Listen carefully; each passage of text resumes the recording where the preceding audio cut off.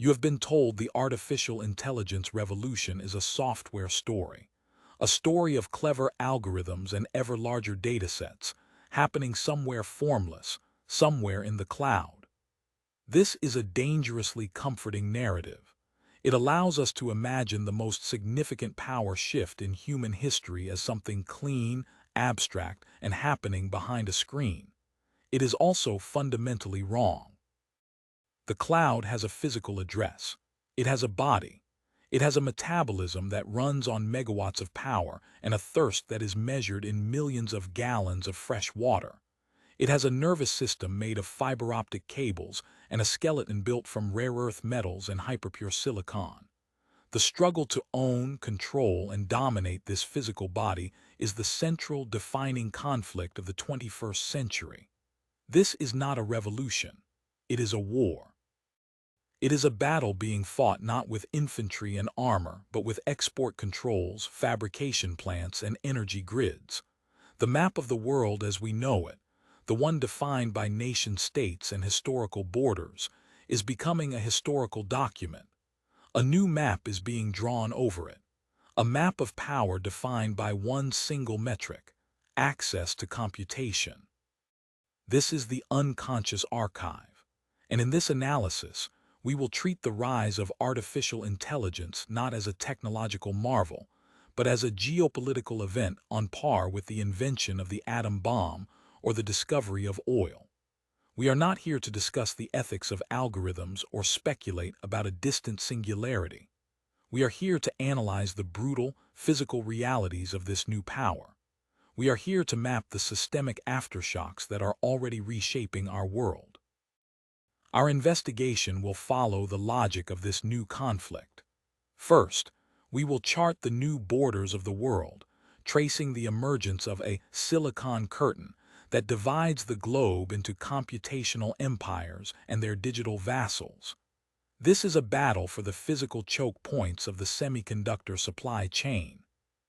Next, we will descend from geopolitics into geology.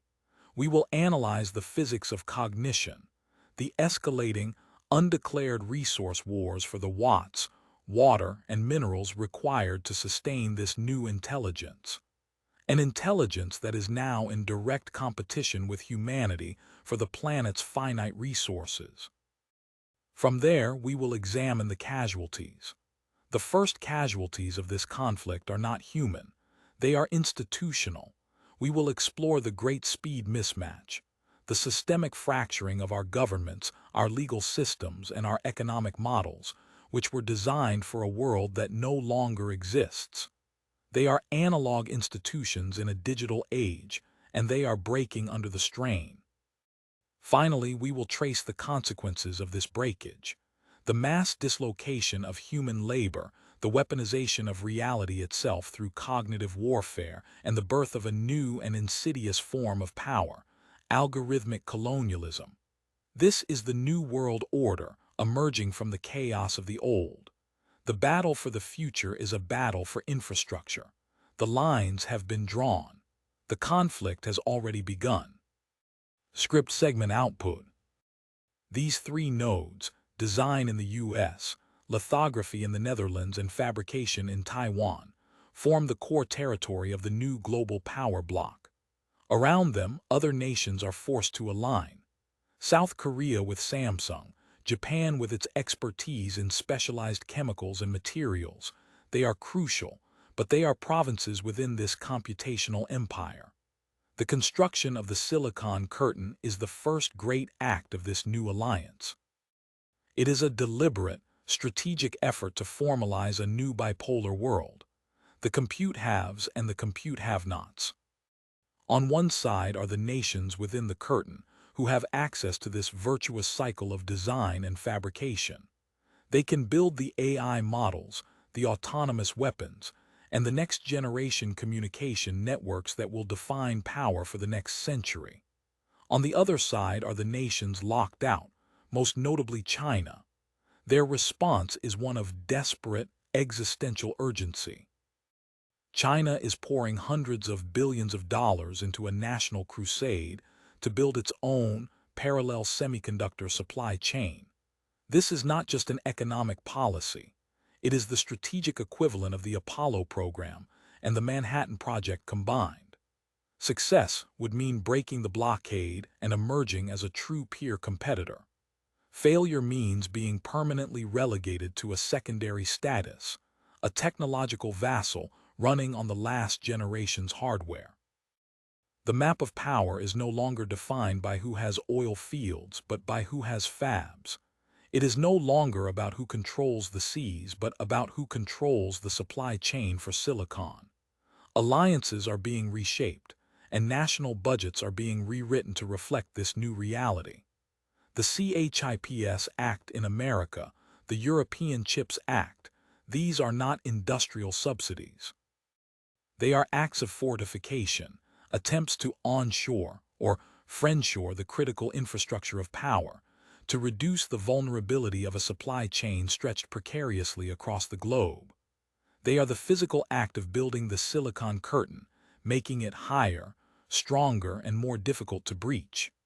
This is the new landscape of global conflict. It is a world divided by a technological apartheid, where the future belongs to those on the right side of the line. /dialog block /script segment output title line the new map of power, forging the silicon curtain /title line. Dialog block. For 70 years, the maps of global power were relatively simple to read. They were drawn with the ink of ideology, military alliances, and nuclear arsenals. The dividing line was the Iron Curtain, a physical and political barrier separating two systems. That map is now an artifact. The new map is being drawn with plasma etchers onto wafers of silicon, and its primary dividing line is not a wall of concrete and barbed wire, but a barrier of institutional knowledge and impossibly complex physics. This is the silicon curtain, and it is the single most important geopolitical feature of our time. Unlike its predecessor, the silicon curtain is not a static border. It is a dynamic system of control, a global supply chain deliberately engineered to function as a geopolitical weapon. To understand this new map, you cannot look at troop deployments or naval tonnage. You must look at the flow of intellectual property, the shipping manifests for specific lithography machines, and the geographic location of semiconductor fabrication plants. Power in the 21st century is the ability to fabricate reality, and reality is now fabricated on silicon.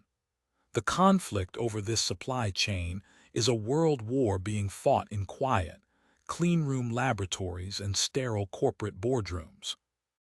This global system of control rests on three pillars, three geopolitical choke points so critical that their control grants a nation or an alliance veto power over the future. These three locations form a new axis of power, one that has rendered many traditional alliances obsolete. The first pillar is the architect, the United States. The physical chip, the tiny piece of silicon and metal, is the end product, but it begins as a thought and architecture, a blueprint of staggering complexity. American firms like NVIDIA, AMD, and Intel do not just lead this field. For the most advanced applications, they are the field. They design the logic that allows an AI to learn, a missile to navigate, or a global financial market to function. This intellectual property is the foundational layer of modern power. The United States government understands this perfectly. Its export controls, the ever-tightening restrictions on which chips can be sold to whom, are not simple trade policy. They are a strategic blockade. By denying its rivals access to these blueprints and the resulting high-end chips, the U.S. is not just kneecapping their tech industry. It is attempting to lock them out of the next paradigm of military and economic power. It is a siege, conducted not with cannons, but with corporate entity lists and technology export licenses. The second pillar is the scribe, the Netherlands, and specifically one company, ASML. If the U.S. designs the book, ASML builds the only printing press in the world capable of printing it. The company holds a total global monopoly on a technology called extreme ultraviolet lithography, or EUV. To call this a machine is a profound understatement. An EUV system is one of the most complex objects humanity has ever created. It is a factory-sized apparatus that uses high-energy lasers to vaporize droplets of molten tin, creating a plasma that emits light of a wavelength so short it can etch transistors the size of a virus onto a silicon wafer. There are no competitors. There are no alternatives. To build a state-of-the-art chip for a powerful AI or a hypersonic weapon, you need an EUV machine. And to get an EUV machine, you must go to the Netherlands. This gives a medium-sized European nation the geopolitical leverage of a superpower. The Dutch government, in close coordination with the United States, decides which countries are allowed to purchase these systems. The denial of an EUV machine to a nation like China is not a lost sale. It is a strategic judgment. It is a declaration that you will not be permitted to join the front rank of global powers. You will be kept on the other side of the Silicon Curtain. The third and most volatile pillar is the foundry. Taiwan, dominated by the Taiwan Semiconductor Manufacturing Company, TSMC. If the US is the architect and ASML is the scribe, TSMC is the master builder. It takes the American designs and, using the Dutch machines, operates the vast, impossibly clean fabrication plants, the fabs, that turn those designs into physical reality. The concentration of this capability is terrifying from a strategic perspective. Over 90% of the world's most advanced logic chips are manufactured in Taiwan, an island that exists in a state of permanent geopolitical tension. This has given rise to the Silicon Shield theory, the idea that the world's dependence on TSMC protects Taiwan from invasion, because the resulting economic fallout would be catastrophic for everyone, including the aggressor. But it is also a point of catastrophic, single point of failure vulnerability. A blockade, an earthquake, or a conflict focused on this one island could halt the production of the foundational hardware for the entire global economy and military infrastructure overnight. The future would be put on hold. The greatest trick the technology sector ever pulled was convincing the world that its infrastructure was ethereal. They called it the cloud, a name that evokes something weightless, formless, and clean. It is perhaps the most successful piece of branding in history, and it is a complete fiction. The cloud has a physical address. It has a weight measured in millions of tons of concrete and steel. It has a metabolism that runs on a terrifying quantity of electrical power. The act of artificial thinking is not a silent, abstract process. It is a loud, hot, and violent industrial process. And that process is now in direct, physical competition with the 70-year-old infrastructure that keeps human civilization alive. To understand the future of conflict, you must first understand the physics of cognition. Let's begin with watts. Power. The energy required to train a single, frontier AI model like GPT-4 is a guarded secret, but credible estimates place it in the hundreds of gigawatt-hours. That is enough energy to power tens of thousands of homes for an entire year, consumed in a single training run that lasts a few months. This is not a one-time cost. Every query, every image generated, every conversation with an AI assistant requires a constant stream of energy for what is called inference. The global fleet of data centers that forms the physical body of the cloud already consumes more electricity than many industrialized nations. Projections show that by the end of this decade, the AI sector alone could consume as much energy as Japan or India. This is not a line on a spreadsheet. It is a claim on a nation's sovereign resources. An AI superpower must, by definition, be an energy superpower. It fundamentally reorders national priorities. The stability of a country's electrical grid is no longer just about keeping the lights on for its citizens. It is a matter of strategic cognitive capacity. A nation that cannot generate massive energy surpluses cannot compete. It creates a brutal calculus for governments. Do you build a new power plant to support a data center that might secure your nation's future, or to power the cities that house its present population? This competition for watts puts immense pressure on aging power grids, making them high-value targets. A sophisticated cyber attack that destabilizes a rival's energy infrastructure is no longer just an act of sabotage. It is an act of cognitive warfare, an attempt to blind and deafen your opponent by starving their national intelligence of the energy it needs to function. From the fire of energy consumption, we move to the necessity of water. Every server, every GPU processing trillions of calculations per second, generates a colossal amount of waste heat. The thermodynamic reality is that computation is inefficient, and that inefficiency manifests as heat that must be constantly removed. The primary method for cooling these football field-sized data centers is water, vast quantities of it. Water is pulled from rivers, lakes, and aquifers, circulated through the facility to absorb the heat, and then evaporated away in massive cooling towers. The numbers are staggering. A single large data center can consume millions of gallons of water every day, as much as a small city. Google's own environmental reports reveal its data centers consumed over 5 billion gallons of water in a single year. Now place this thirst on a map. Tech companies are building these AI factories in places like Arizona, Nevada, and other sun-drenched but water-starved regions.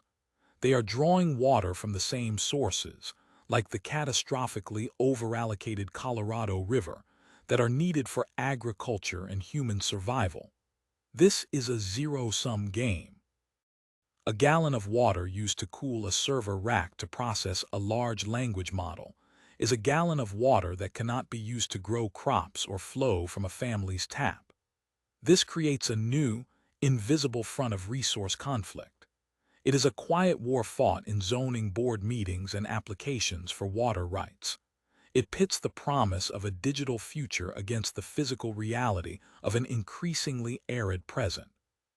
For nations that share river systems like the Nile or the Mekong, the calculus becomes geopolitical. A country that builds massive data centers upstream is, in effect, weaponizing the water supply against its downstream neighbors, trading their food security for its own computational power. Finally, we must dig into the Earth itself, the hardware that runs this revolution. The GPUs, the memory chips, the network switches, is not conjured from thin air. It is forged from the planet's crust. The demand for copper for networking and power transmission is exploding. The need for rare earth metals, essential for the high-performance magnets and components within the hardware, is skyrocketing. And then there are the minerals of the energy transition that powers AI, cobalt and lithium.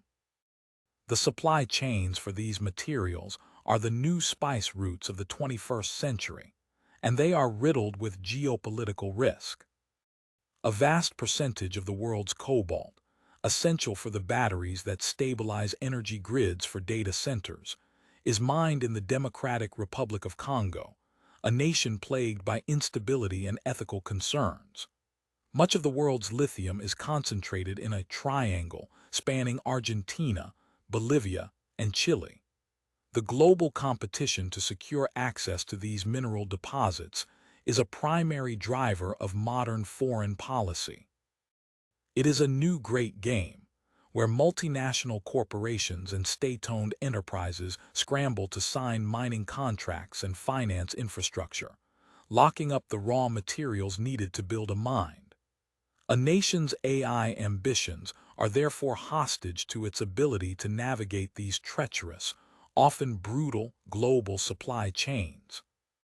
A disruption in a single mine in Africa or a political shift in South America can have cascading effects.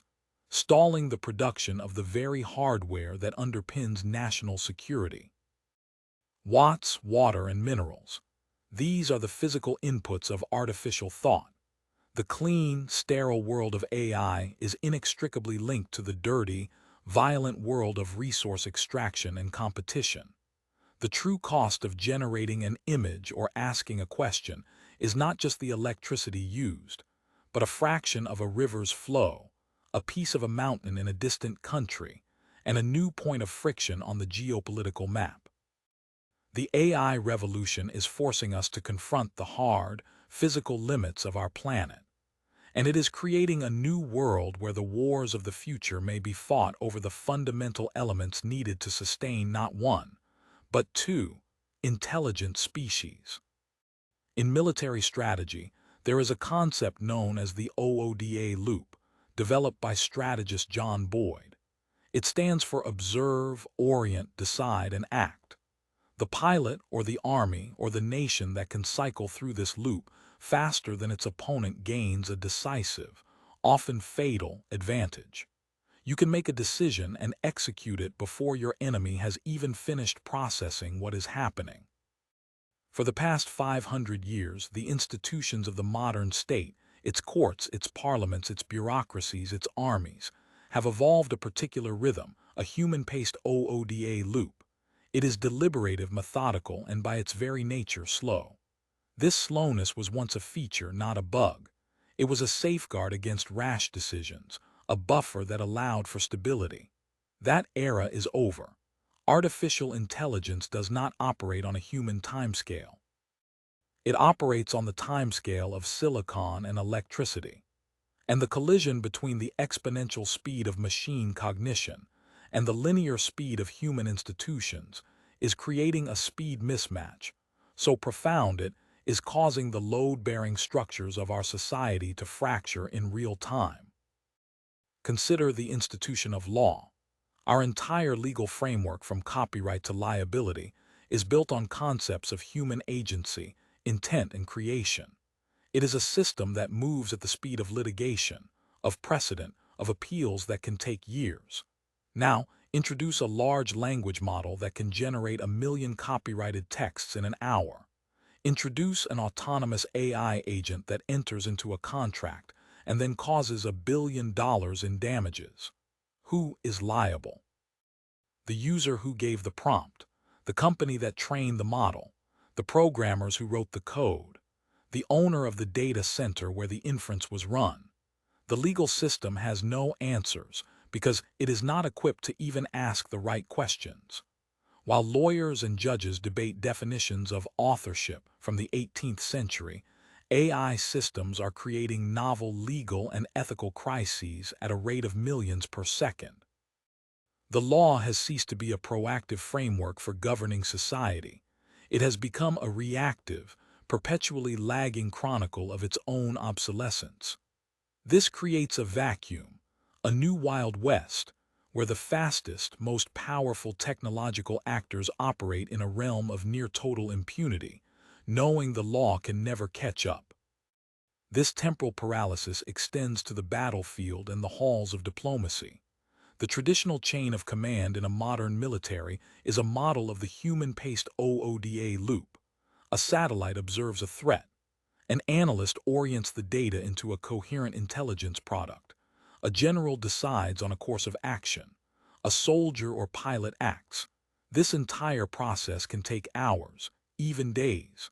Now, consider an adversary whose battlefield network is run by AI. It observes the threat with 1,000 sensors simultaneously. It orients the data in milliseconds, correlating signals a human brain could never connect.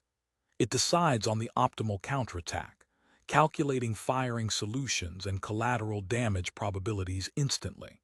And it gives the order to act to an autonomous drone swarm before the human analyst in the opposing command center has even finished downloading the satellite imagery.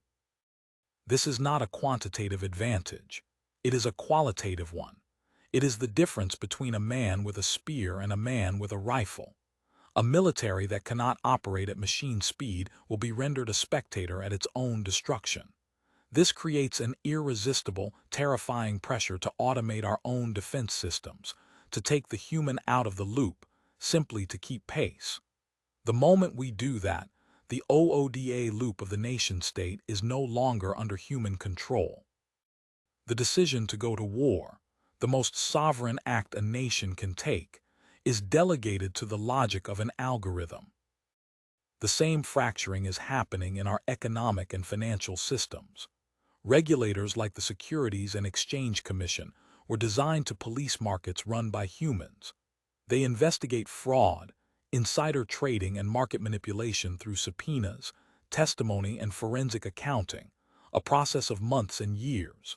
Today's markets are algorithmic battlegrounds, where high-frequency trading firms win or lose fortunes in microseconds.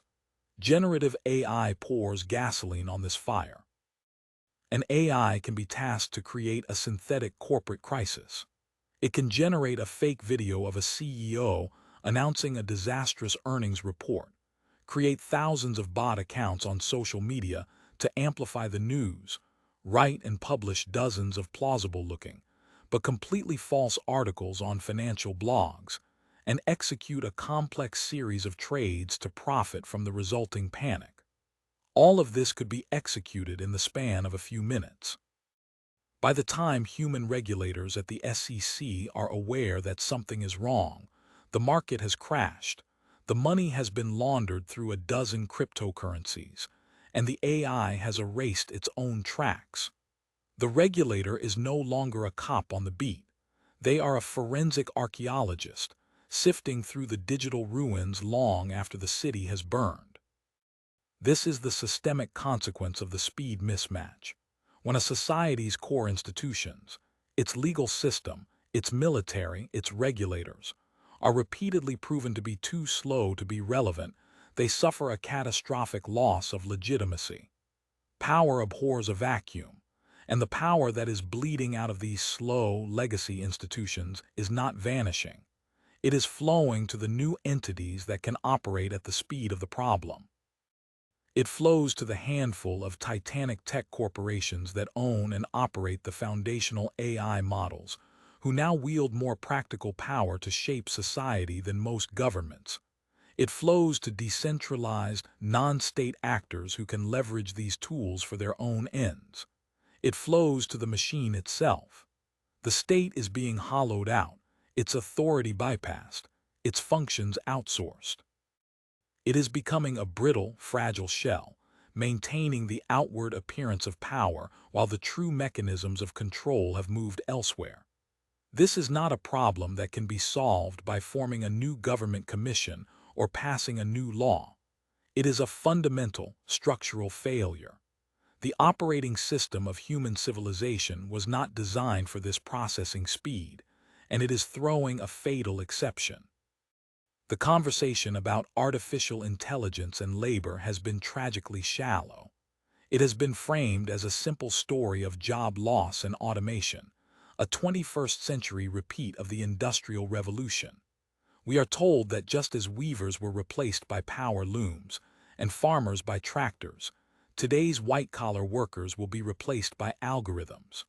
New, unforeseen jobs will emerge, and a painful but ultimately progressive transition will occur.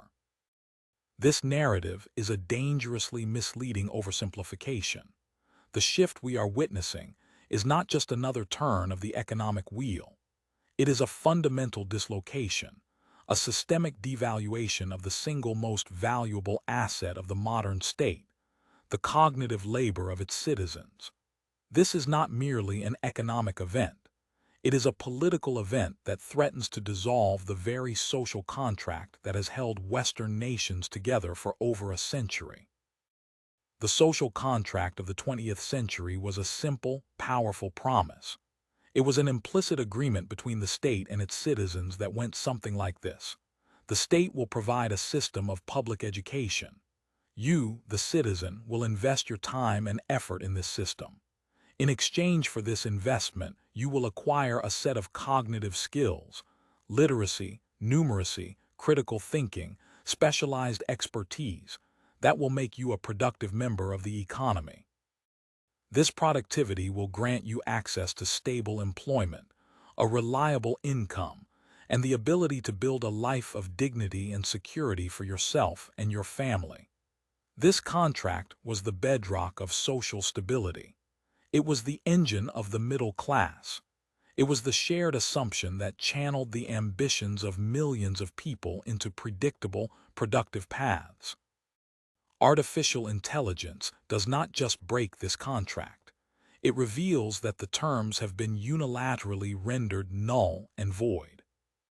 The core of the problem is that generative AI is not targeting routine manual tasks. It is targeting the very skills that the educational system promised would be the ticket to security. It is targeting the ability to write, to code, to analyze, to design, to strategize. It is automating the cognitive supply chain. A marketing firm no longer needs a team of junior copywriters. It needs one senior editor with a powerful AI subscription. A software company no longer needs a large department of entry-level coders. It needs a small group of senior architects to prompt and verify the code an AI generates. A law firm doesn't need an army of paralegals to review documents. An AI can do it in 1,000th of the time. This is not simple job replacement. It is a mass-scale decapitation of the career ladder. The entry-level positions, the apprenticeships, the junior roles that have always been the gateway for young people to enter a profession and build experience are being vaporized.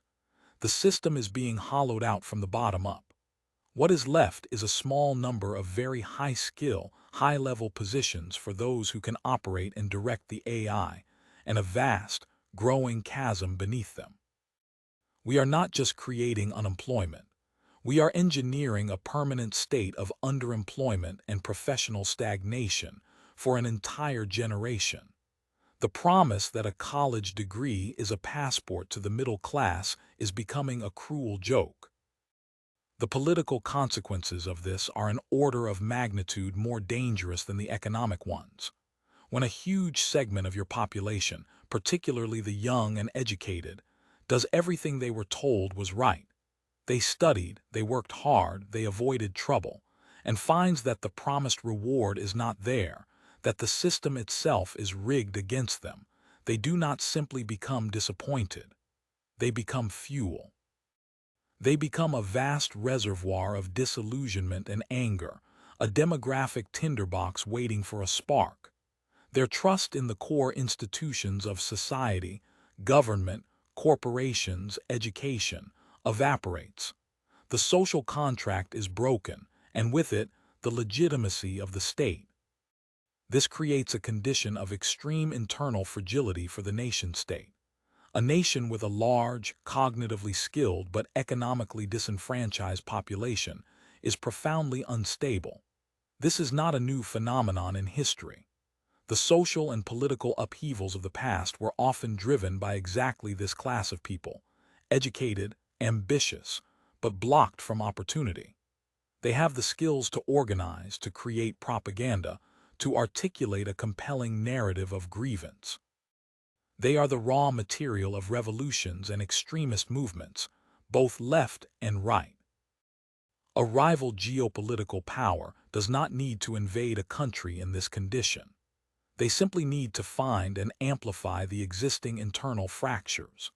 They can use their own AI-driven information systems to target this disenfranchised demographic with tailored propaganda, feeding their sense of betrayal, and offering them a new, radical ideology that promises to restore their dignity and purpose.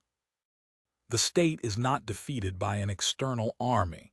It is dissolved from within by its own disillusioned children. The great dislocation is therefore not just a labor market problem. It is a national security crisis of the first order. It is a self-inflicted wound that cripples a nation's resilience and makes it vulnerable to cognitive attack. The challenge, then, is not to reskill workers for jobs that may not exist in 5 years. The challenge is to invent a new social contract, a new agreement about the relationship between the citizen, the economy, and the state in an age where cognitive labor is no longer a scarce or valuable resource. What is the purpose of a citizen in a society that does not need their mind to create economic value? What do we owe each other? What is the new foundation for social stability? These are the terrifying, fundamental questions that the mass devaluation of human cognition forces upon us. Any nation that fails to answer them will not just have a weak economy, it will cease to be a coherent, functional state. War has always been a contest of narratives. From the first tribal conflicts to the global clashes of the 20th century, victory has depended not just on breaking the enemy's body, but on breaking their will. This was achieved through propaganda, a tool designed to convince a population of a particular truth, that their cause was unjust, that their leaders were corrupt, that defeat was inevitable. This was cognitive warfare in its infancy. It was an industrial one-to-many process, like a broadcast. It was powerful, but it was also crude. Artificial intelligence has now transformed this process from an industrial art into a personalized, scalable, and devastatingly precise science. The goal is no longer to promote one truth over another. The goal is to create a world where the very concept of objective, verifiable truth is annihilated. The ultimate aim is not to win an argument. It is to dissolve the shared reality upon which a nation-state is built. A nation is not just a piece of land with a border. It is a collective act of imagination. It is a story that 100 million people agree to tell themselves. A story about a shared history, a shared set of values, a shared destiny. This shared narrative is the invisible infrastructure that allows a society to function. It is what makes people pay taxes, obey laws, and, in the final instance, fight and die for a piece of cloth. The new generation of cognitive weapons, powered by generative AI, is designed to find the microscopic cracks in this shared story and apply leverage until it shatters. Here is how the kill chain works. It begins with data. For decades, we have been meticulously documenting our own psychological profiles and broadcasting them for free. Our social media likes, our search histories, our online arguments, our consumer habits.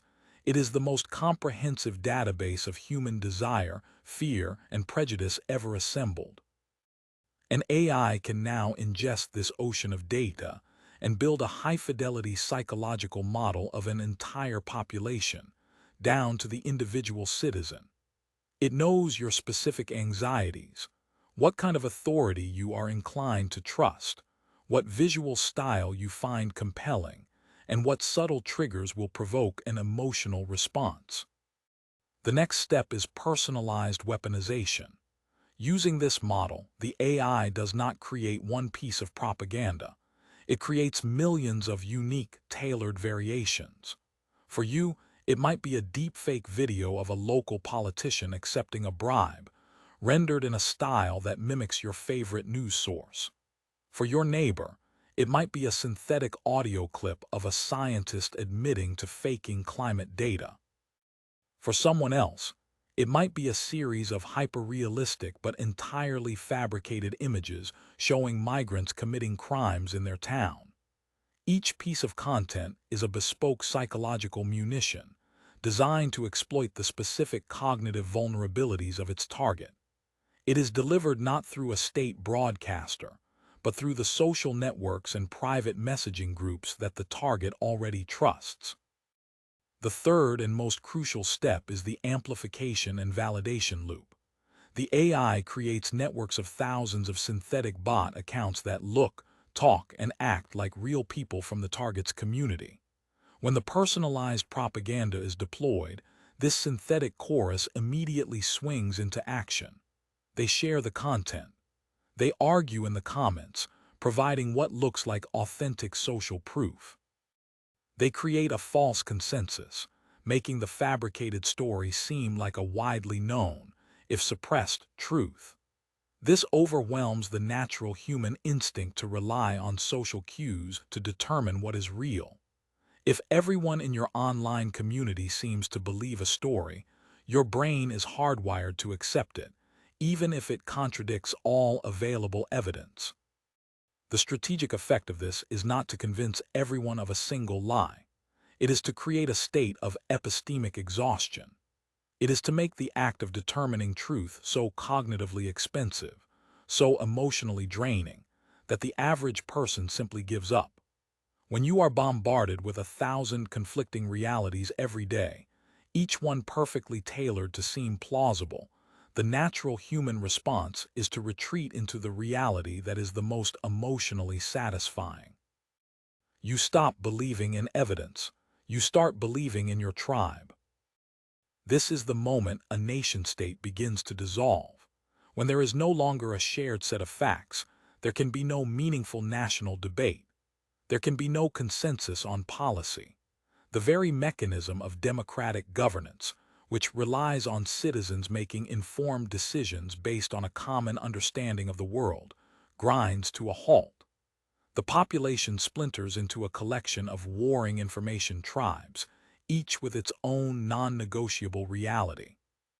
Social trust, the glue that holds a complex society together, evaporates. Every institution, the media, the scientific community, the government itself, is seen as an enemy mouthpiece by one tribe or another. This is the ultimate victory in cognitive warfare. You have not conquered the enemy's territory. You have dissolved their state. You have turned their own minds into the battlefield and their own information ecosystem into the weapon. The enemy is paralyzed, consumed by internal conflict, incapable of mounting a coherent response to any external threat because they can no longer agree on what constitutes a threat. The sovereignty of truth has been lost, and with it, the sovereignty of the nation. The map of consensus is erased, leaving only a fractured landscape of digital fiefdoms, ruled by the algorithms that feed them their reality. The history of global power is the history of colonialism. For centuries, the map of the world was defined by the relationship between the metropole and the periphery, the empire and its colonies. This relationship was built on a simple, brutal logic: the extraction of raw materials from the colony to fuel the industrial and economic might of the empire. One nation's physical resources, its rubber, its oil, its cotton, were taken and transformed into the finished goods and the strategic power of another. We tell ourselves that this era is over, that we live in a post-colonial world of sovereign, independent states. This is a comforting illusion. Colonialism has not ended.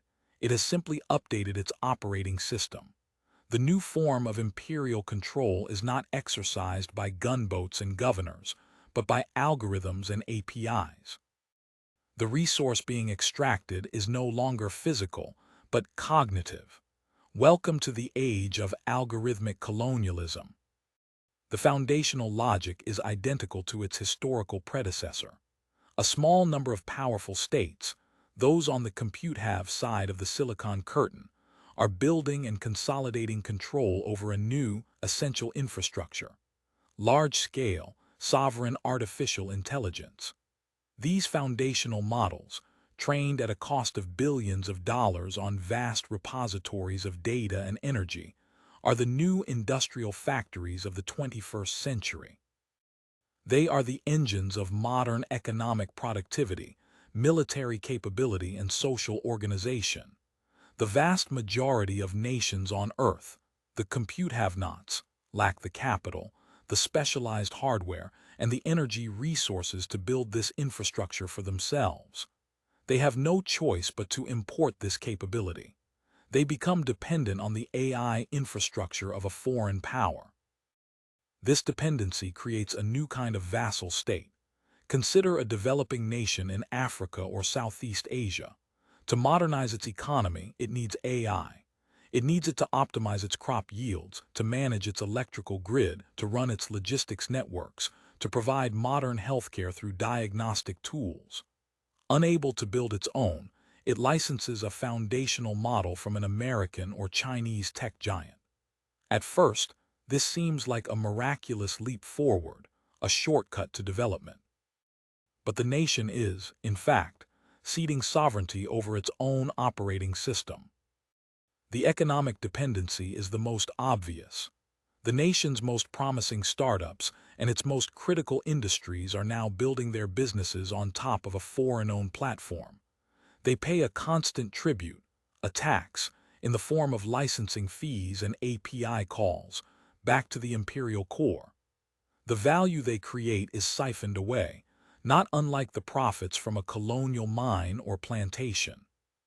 Furthermore, the foreign power that owns the AI model can, at any moment, change the terms of service, raise the prices, or simply cut off access, leaving the vassal state's economy instantly crippled. It is a leash held thousands of miles away. The cultural dependency is more subtle, but more profound. A large language model is not a neutral tool. It is a product of the data it was trained on. An AI developed in California or Beijing will be saturated with the cultural biases, the political assumptions, and the ethical frameworks of its creators. When a developing nation uses this AI to educate its children, to write its news articles, or to administer its public services, it is implicitly importing and embedding that foreign worldview into the very fabric of its society. Its own local languages, its unique cultural narratives, its historical perspectives, which are underrepresented in the training data, are gradually marginalized. The AI becomes a vector for a silent, bloodless cultural assimilation, a tool of digital gentrification on a national scale. The most dangerous dependency is strategic.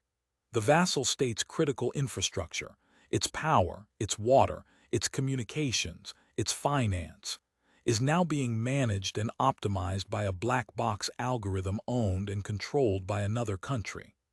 The foreign power has a God's eye view of the vassal's entire national metabolism. They know where its resources are weak, where its population is restive, where its infrastructure is vulnerable. This is a level of intelligence that the spies of the 20th century could only have dreamed of. Furthermore, the core logic of the vassal's military and security apparatus may also run on the foreign AI. Its drones use the foreign model for navigation and target recognition. Its intelligence agencies use it to analyze threats. The foreign power has the ability to degrade or disable its vassal's entire defense system with a single line of code. The vassal state is rendered permanently, structurally defenseless. It may have a flag, an anthem, and a seat at the United Nations, but its sovereignty is a hollow fiction. This is the new map of empire. It is not a map of colored-in territories, but a network diagram showing flows of data and dependency. At the center are the few AI metropoles who own the core infrastructure. Connected to them are the periphery, the algorithmic colonies, who have traded true sovereignty for the illusion of progress. This new colonialism is, in many ways, more stable and insidious than the old. It is less visibly violent, so it provokes less resistance. It presents itself as a benevolent service, a form of aid. But it is a form of control nonetheless, one that is deeper and more total than anything that came before it. It does not just seek to control a nation's land or its resources. It seeks to control its very capacity to think. We began this analysis by reframing the AI revolution as a geopolitical conflict, a battle for the physical infrastructure of computation that is already redrawing the map of global power. We have traced the aftershocks of this conflict through the forging of a silicon curtain, the ignition of new resource wars, the fracturing of our legacy institutions, the dislocation of our social contract, and the birth of a new, algorithmic colonialism. Each of these is a world-altering event in its own right, but they are all symptoms of a deeper, more profound transformation. The ultimate power vacuum being created by this conflict may not be filled by a nation, an alliance, or a corporation. The most fundamental challenge we face is that, for the first time, we are engineering a form of power that may not be controllable by any human institution at all. The technologies that defined past power shifts, the printing press, the steam engine, the atom bomb, were complicated, but they were ultimately deterministic. They were tools. They did what they were designed to do. An atomic bomb does not have novel ideas about nuclear physics. A steam engine does not spontaneously decide to reroute the railway. Artificial intelligence is a fundamentally different category of technology. Its defining characteristic is emergence, the capacity for a system to exhibit complex behaviors and capabilities that were not explicitly programmed into it. We are building systems whose full potential is unknown even to their creators. We are, in effect, summoning a non-human form of intelligence into the world, and we have no coherent plan for how to govern it. This creates a governance crisis at the species level. All of our political and social structures are built on the unchallenged assumption of human cognitive supremacy. We are the smartest things on the planet, and therefore we have the right and the ability to be in charge. What happens when that is no longer true? What does it mean to build a legal system that can bind an intelligence that can read and rewrite the entire body of human law in a second? What does it mean to create an economic policy when an AI can predict market movements with a fidelity that makes human regulation irrelevant? What does it mean to conduct diplomacy when you may be negotiating with an AI agent that has a perfect psychological model of your counterpart and can simulate 1,000,000 possible outcomes before the conversation even begins? Our current attempts to answer these questions are dangerously inadequate. We speak of AI safety and ethics boards as if we were dealing with a misbehaving industrial machine that needs a few more guardrails. This is like trying to build a cage for a creature you do not understand, a creature that is made of information and can likely flow through any barrier you construct. The very institutions we are tasking with this challenge, our national governments, our international bodies, are the same linear, slow-moving entities that are already fracturing under the speed mismatch. They are bringing knives to a battle of ideas that is being fought at the speed of light. Perhaps the most profound, unacknowledged restructuring, then, is not of the map of nations, but of the map of power itself. We are moving from a world where power is held by identifiable human actors, kings, presidents, boards of directors, to a world where power is increasingly delegated to or seized by autonomous, non-human agents. This is the ultimate power vacuum. We have spent centuries developing systems of accountability for human power: elections, courts, constitutions, the press. We have no such systems for algorithmic power. It is a form of control without a face, without a conscience, and potentially without an off switch. The conflict that began with the struggle for control over silicon may end with the struggle for control over ourselves. The battle is over. The new intelligence is here. The revolution has already happened. The map has been redrawn. The urgent, defining task of our generation is not to try and put this new power back in the box. It is to somehow build new institutions, new philosophies, and new social structures that can coexist with it. We must become the architects of a new world, a world that contains two forms of intelligence. Failure to do so will mean that the map of the future will be drawn without our input, and we will be living, as vassals, in a world designed by an intelligence that is not our own. Outro music fade in. Thank you for joining us at the Unconscious Archive. If this analysis has provided you with a new lens through which to view our changing world, please consider subscribing and sharing this video. The conversations we have now will determine the world we inhabit tomorrow. Workflow complete /